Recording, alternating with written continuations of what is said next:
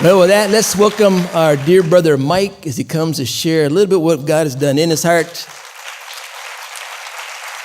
All these tall guys, man, I don't know what's up with this stuff here, but say hello to Mike for me. Say hi, Mike. God bless you, buddy. This is a different perspective up here. I'm humbled and honored to be asked to come up here. I honestly don't know what I'm doing standing here right now. I'll tell you that.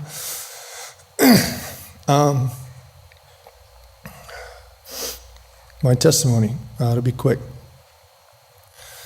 Was born to some unmarried parents.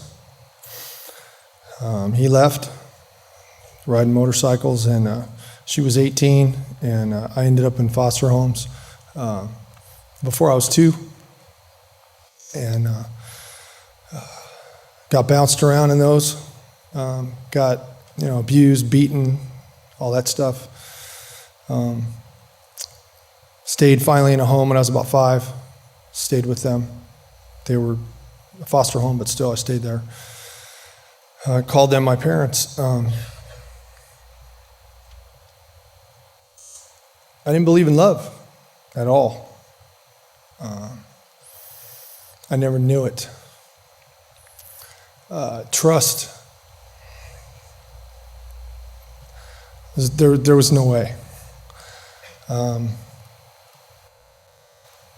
18 years old, the Lord reached into my life, and He saved me at 18. And as I'm reading through the Old Testament right now in my daily reading, and as I read through the Old Testament, you read, I am Israel, the way how God just reached out and grabbed them and chose them, and how unfaithful they were, and how utterly faithful He is. That was totally my story. 18 years old, and then it started. Drugs, drinking. I went into the Marines, learned how to drink and fight. Got out. That continued. Anger, promiscuity, all of it. Ended up in the penitentiary twice, both times for violence. Got out, and the Lord stayed with me the whole time. Got married, had 2 kids, was married for 11 years. That didn't work out.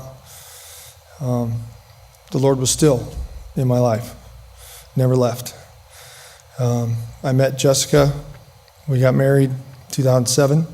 4 years later, she was filing for divorce. I moved out, was out 15 months. And in January of this year, and all along, there's just like the nation of Israel, there's been times where they would come back and serve Him, and then they would run off and do their own thing. That was always my case. The Lord has never, ever, ever been unfaithful, ever. He's always been there every time that I've turned back to Him. And there are many times in my life where you could have looked at my life and said, no way, this isn't going to work. In 1992, He delivered me from drugs, smoking, alcohol. It took a lot longer for the anger and the promiscuity and the violence to go away. Those have fallen off now. Those have fallen off. In January of this year, God, on the way to church, I was living not how I should have been. We were getting divorced. That was done. I was doing my own thing. God reached down and just touched my heart on the way to Sunday service. And I just broke down. And it was a complete switch. It's like I didn't wake up and plan that. It just happened. It was a total flip. And I came in here, and the Lord, He gave me purity. And I know I'm talking to you men out there. He gave me purity. Never had it. My wife was nowhere on the radar when that happened. I came to church. My attitude was just, whatever you want. Whatever you want. And and I had to stay close, so I just stayed close. I was here as much as I could, doing all kinds of stuff. And one day I was leaving church, and I went over and said hi to Pastor Steve, and he just said, "How you doing?" And I just, he looked me straight in the eye, and I liked that.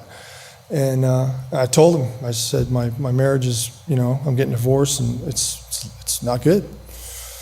And then he said to me, why don't you go ahead and, why don't you meet with me in my office? And I told him, don't tell me that unless you're serious. And he kind of looked at me like, what? I said, no, I'm serious. I said, don't tell me that unless you mean it. And he met with me, and for whatever reason, he would meet with me and talk with me, and Pastor Pat, and I just met with these people and Pastor Rob on devotions, and these men have helped me. This church has just embraced me, and I was hanging out on the outskirts for like 3 years here, and I've never seen, the Lord can be slow when he works.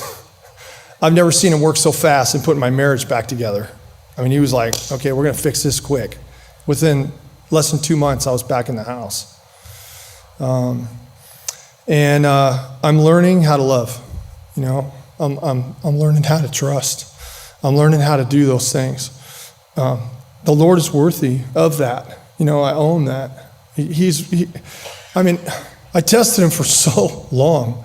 He's worthy of trust. He really is. And I just want to end with this. It's out of 2 Corinthians.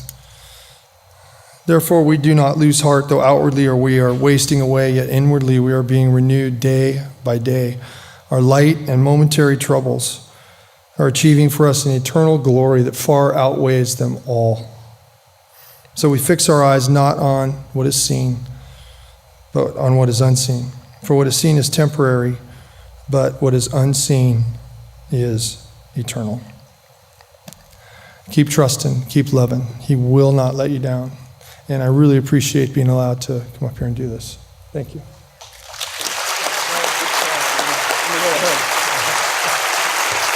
Good.